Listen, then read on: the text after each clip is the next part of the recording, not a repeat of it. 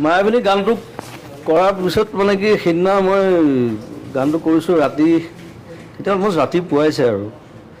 তাৰপিছত ৰিজুৱে মোক কৈ আছে গানটো লিখি দিবৰ কাৰণে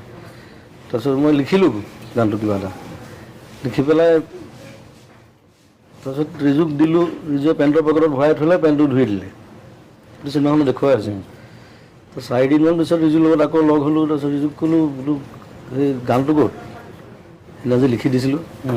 ৰিজুৱে ক'লে পেণ্টটো ধুই দিলে নহয় ঘৰত খবৰ ল'লে এতিয়া পেণ্টটো ধুই দিয়াৰ পিছততো সেইটো আৰু গান ক'ত হৈ থাকিব এইটো ডাইলগ এটাও আছে জুবিন গাৰ্গে খাই লিখিলে ৰিজুৱে খাই ধুই দিলে তাৰপিছত মই বোলো আকৌ লিখিব লাগিব আৰু এটা গান দুবাৰ লিখিবলৈ মই বিৰাট টান পাওঁ মানে যেনেকৈ এখন পেইণ্টিং দুবাৰ আঁকিব দিগদাৰ হৈ যায় তথাপি মই বোলো লিখিবতো লাগিবই কাৰণ মায়াবিনী ৰাতি বুকুত দেখা পালোঁ তোমাৰ ছবি সেই প্ৰথম 4টা লাইন মোৰ মনত আছিলে আকৌ আৰম্ভ কৰি দিলোঁ আৰম্ভ কৰি তাৰপিছত পিছৰখিনি লিখিলোঁ লিখি পেলাই তাৰপিছত ডাব চাব কৰি আৰু তেনেকৈ জন্ম হ'ল গানটো আকৌ কিন্তু পিছৰবাৰ চাগে বেছি ভালহে হ'ল লিখাটো হয়তো এতিয়া প্ৰথম কি লিখিছিলোঁ মোৰ মনত নাই কিন্তু 4টা লাইন ডাইলগ আছে